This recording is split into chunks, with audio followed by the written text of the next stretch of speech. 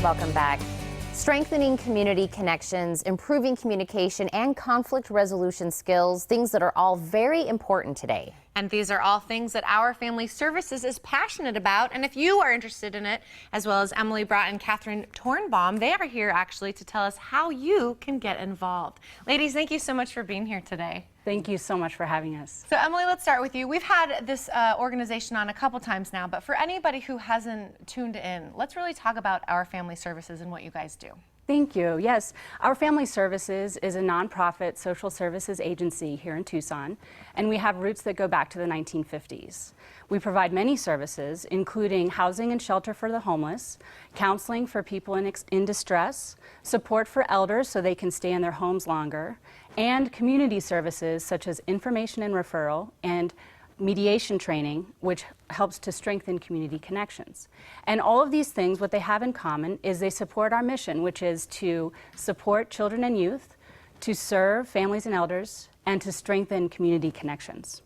So to get to know our organization a little bit better, what we really need to do is a deep dive into one of the programs. And so that's what we're going to talk about today. And I know we're talking about the Center for Community Dialogue. And you said that we're going to kind of dive deeper into this particular program. So tell me about that and why it's so important.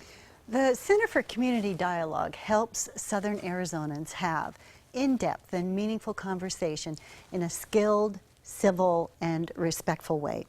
And we have three major focuses for our services. You notice the word skill was in the description. So one of the primary activities we do is training, mediation training, facilitation training, nonviolent communication training, and circles training. The other thing we offer that has been long-standing for almost 35 years is the mediation program. And that offers a safe, neutral, and voluntary space for people to come in with our neutral mediators to solve their problems. It saves court costs, it saves time. And what we've found is when people get together to resolve their own issues, their agreements hold 100%. And then the other thing we offer are community-based services for larger groups. So for instance, we have elder circles. We have 10 elder circles each month throughout Tucson, Green Valley, and Oro Valley that help elders, and that's defined as anyone in the second half of their life, to come together and have important conversations about aging in a vibrant, conscious way. Just recently, we partnered with the Campaign for Racial Justice and conducted forums throughout Tucson on dealing with racial issues. And then, yeah, so those are the three basic overall categories. Okay, so then obviously you have different types of mediations as you just described, but also you offer training. So tell us about that.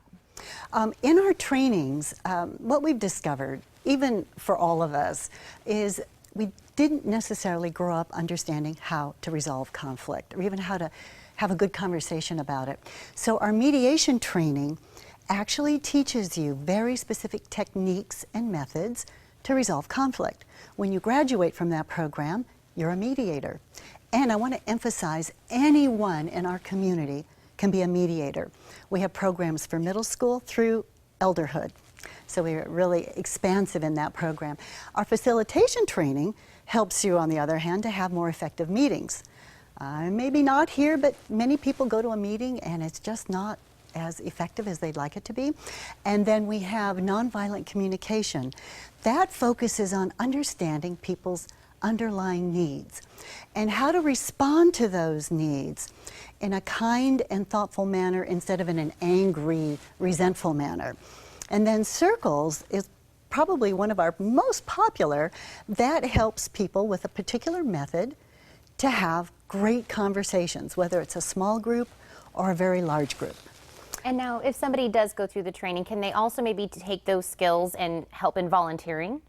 The center totally depends on volunteers to run the programs, the mediation program, the facilitation program, all of our trainings. So if you are a graduate of our program and you have an interest in helping our community have more respectful dialogue, we welcome you, absolutely welcome you. Well, I know we're just about out of time, but real quick, we want to touch on you've received 2 awards recently. Tell us what those are. Yeah, we're really pleased and honored. We have been selected as a finalist by the Tucson Metropolitan Chamber of Commerce for their Copper Cactus Award, which celebrates excellence in the small business and nonprofit sector. And we were also recognized this year for the first time by the Nonprofit Times as one of the best 50 nonprofits in the country to work for. So it's a wonderful place to be, and we love to bring our passion and excitement to the job every day. Well, first off, congratulations. Well deserved, all of the accolades. Ladies, thank you so much for coming in, really diving deeper into this program that you guys offer. So thank you again. Thank you. Absolutely. And as we were saying, if you're interested in improving your communication or conflict resolution skills, make sure to check out the catalog of trainings on ourfamilyservices.org. For any other questions, give them a call at 323-1708.